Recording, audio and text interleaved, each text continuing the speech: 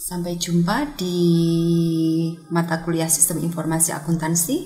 Pada kesempatan hari ini kita akan belajar materi tentang formulir.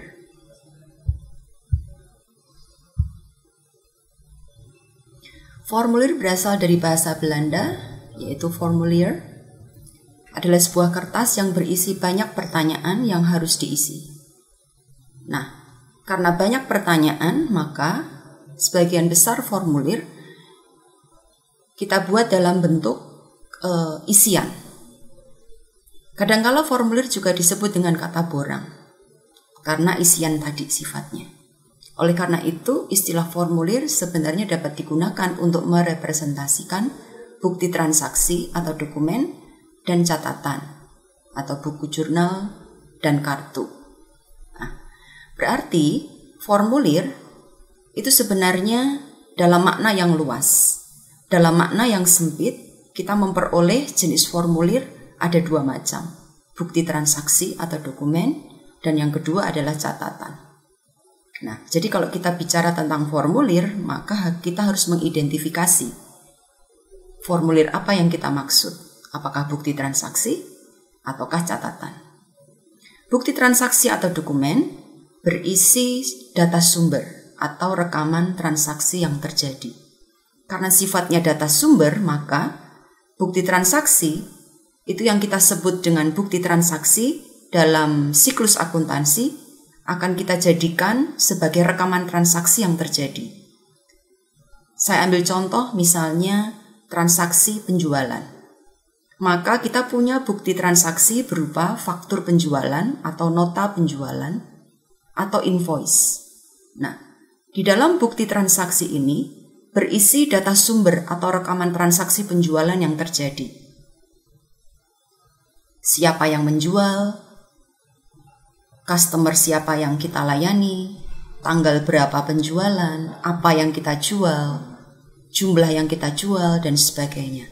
Nah, itulah yang kita sebut dengan bukti transaksi. Kemudian apa yang kita sebut dengan catatan? Catatan dalam siklus akuntansi yang biasa kita kerjakan itu adalah buku jurnal dan catatan lain yaitu kartu. Catatan merupakan tempat untuk merekam atau mencatat data dari bukti transaksi. Nah, oleh karena itu namanya saja catatan. Jadi dari kata dasar catat, tempat mencatat, tempat merekam. Nah, kalau kita bicara tentang tempat untuk merekam, tempat untuk mencatat data, maka data sumbernya berasal dari bukti transaksi. Maka kalau kita bicara tentang catatan, catatan ini hanya bisa kita isi jika kita punya bukti transaksi atau dokumen.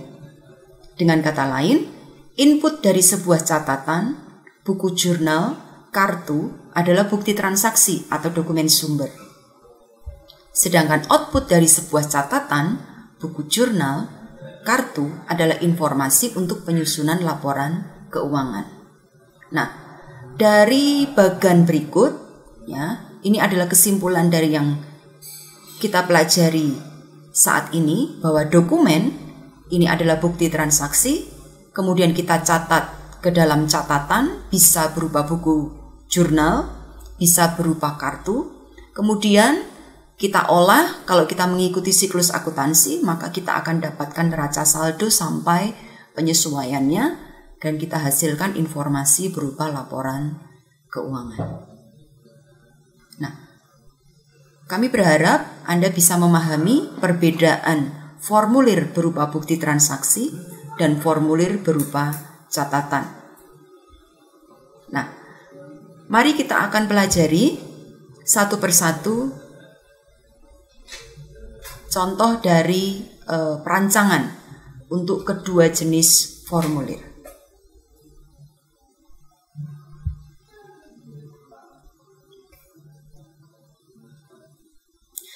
Berikut adalah contoh bukti transaksi.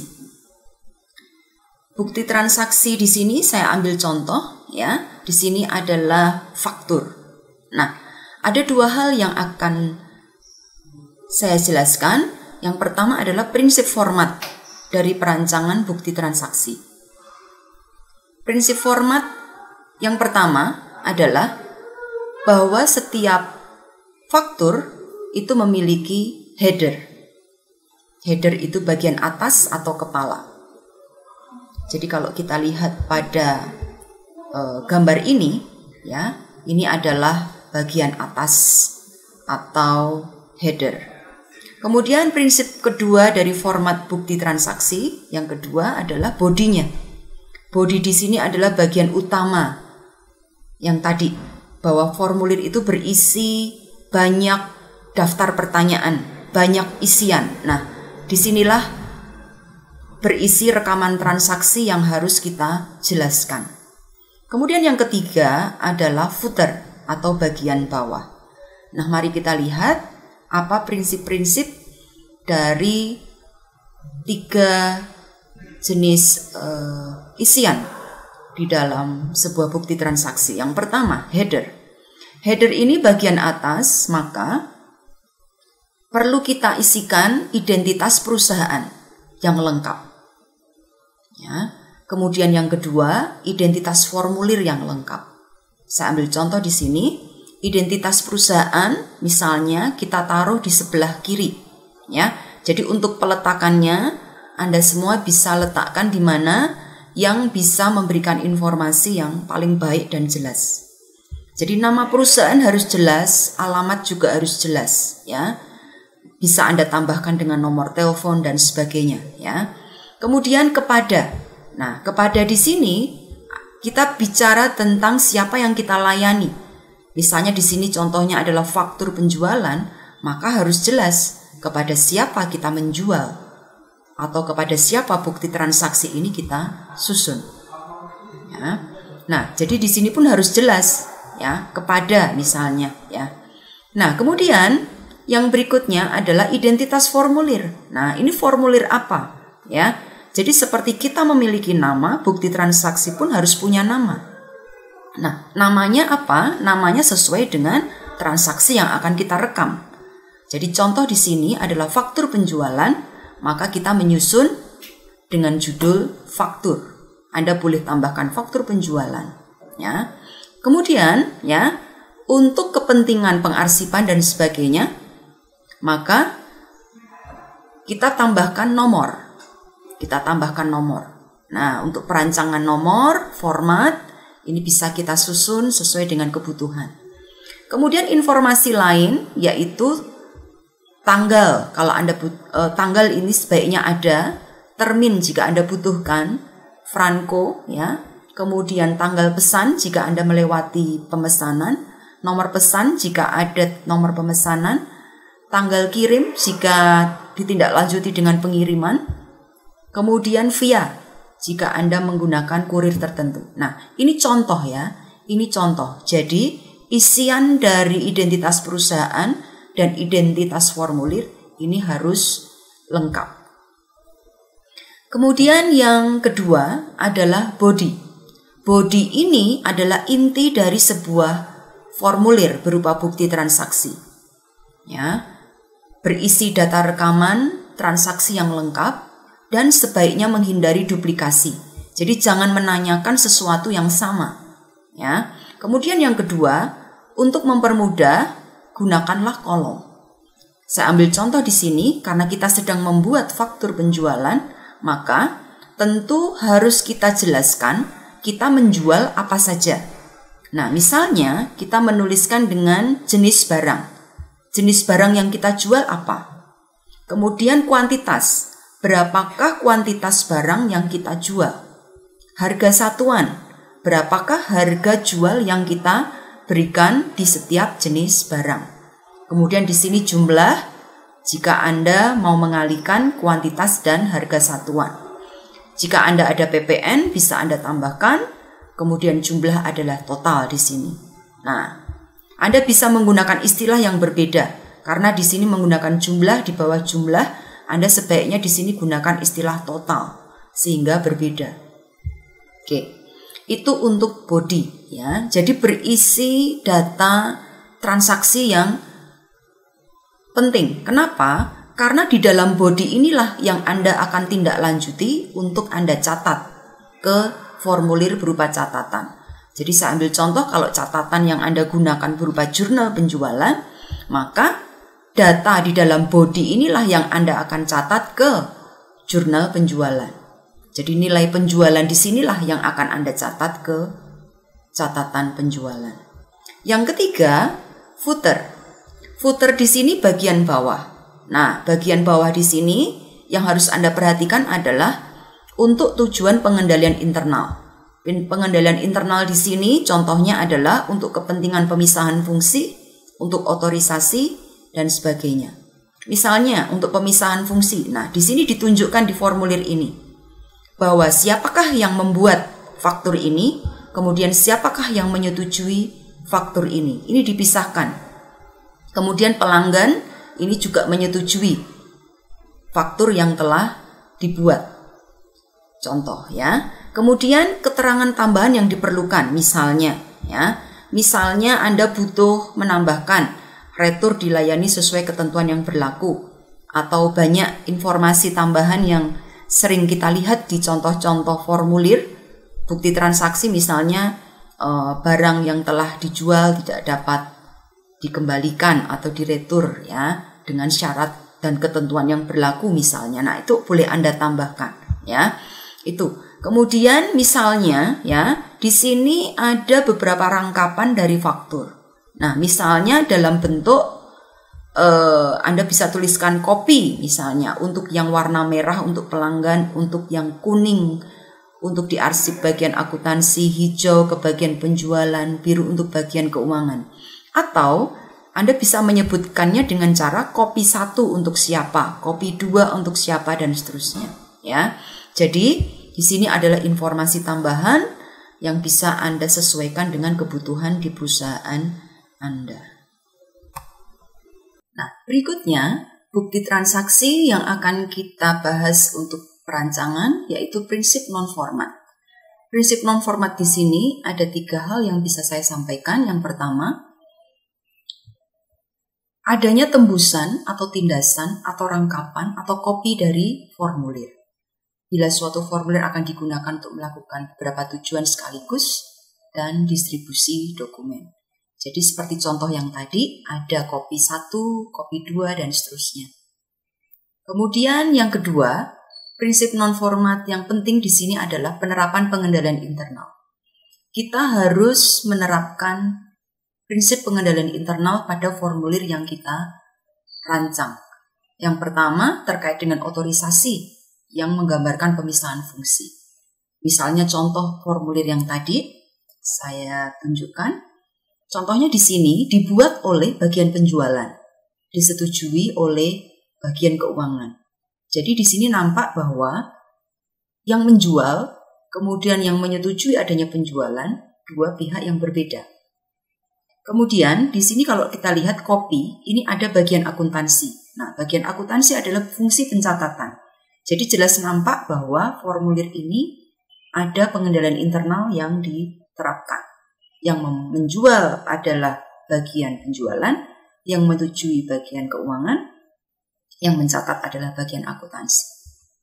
Kemudian sebaiknya gunakan penomoran urut tercetak. Kenapa? Karena jangan sampai bukti transaksi ini terjadi duplikasi. Kemudian yang ketiga, harus ada dasar pengarsipan yang jelas. Misalnya, pengarsipan urut nomor, urut tanggal, ataukah urut abjad, misalnya urut nasabah atau customer kita. Nah, saya menyarankan untuk bukti transaksi seperti faktur penjualan seperti ini, gunakan urut nomor. Ya, jadi bukan urut abjad maupun urut tanggal. Kenapa? Karena dalam satu tanggal bisa jadi ada banyak transaksi. Kalau kita mengurutkannya tanggal, maka akan tertumpuk banyak. Kalau sedikit tidak apa, tapi kalau cukup banyak akan menyulitkan kita dalam pencarian atau penelusuran bukti. Kemudian yang kedua, kalau kita urut abjad, kita akan menyulitkan ketika mencari nomor dan tanggalnya. Karena kalau urut abjad tentu saja urut pelanggan kita dan kita tidak tahu pelanggan mana yang kita layani pada tanggal berapa. Itu contoh saja rasionalisasi kenapa sebaiknya kita menggunakan nomor. Karena nomor ini kalau dalam perancangan sistem informasi akuntansi, dia primary key yang sifatnya unik. Kemudian yang ketiga, usahakan ada pengisian data dengan tanda cek. Ya, ini untuk kepentingan efisiensi dan kemudahan saja. Jadi bukan sebuah keharusan. Ya. Nah, itu prinsip non-format. Jadi kita sudah mempelajari prinsip formatnya, ada header, body, dan footer. Kemudian prinsip non-format. Kemudian yang berikutnya, bukti transaksi biasanya terdiri dari bukti utama dan bukti pendukung. Contohnya yang tadi, kita punya bukti utama berupa faktur penjualan. Nah, bukti pendukung ya sifatnya mendukung. Ya, kalau sifatnya mendukung berarti bukan yang utama. Artinya dasar pencatatan kita tetap faktur penjualan, bukan bukti pendukung. Ya, bukti pendukung di sini sifatnya hanya menyertai atau menegaskan apa yang terjadi pada bukti utama. Karena kadang bukti utama tidak semua informasi ada di sana. Contoh, ya, misalnya bukti utamanya faktur penjualan, kemudian bukti pendukung kita ada surat persetujuan kredit. Nah, kita tidak tahu yang disetujui kreditnya berapa, kemudian yang kita jual berapa.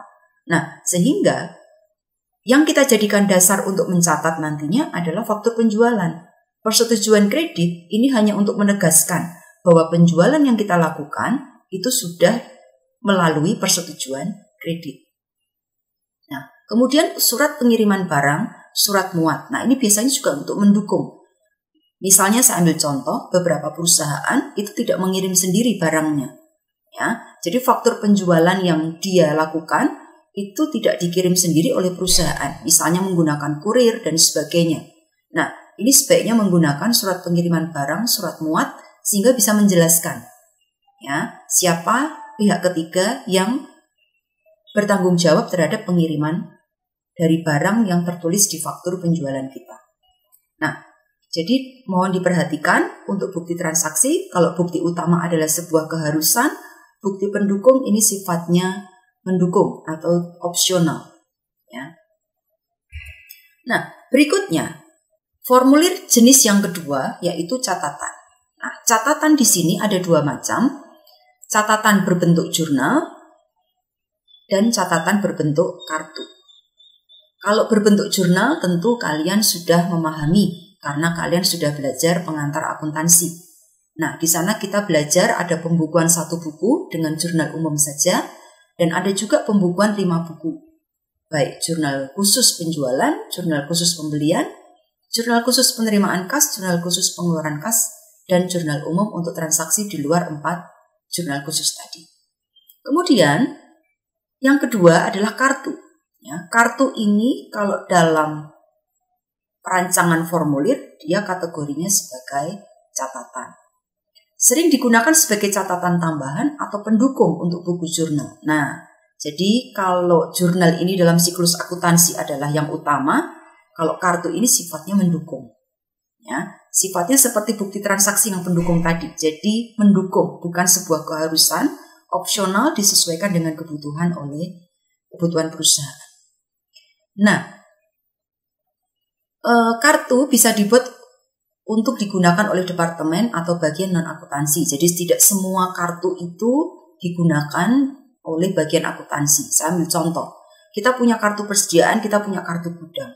Kalau kartu persediaan itu biasanya dilakukan oleh bagian akuntansi. Tapi kalau kartu gudang itu oleh bagian gudang. Ya, jadi tentu saja bukan bagian akuntansi. Nah, seperti itu.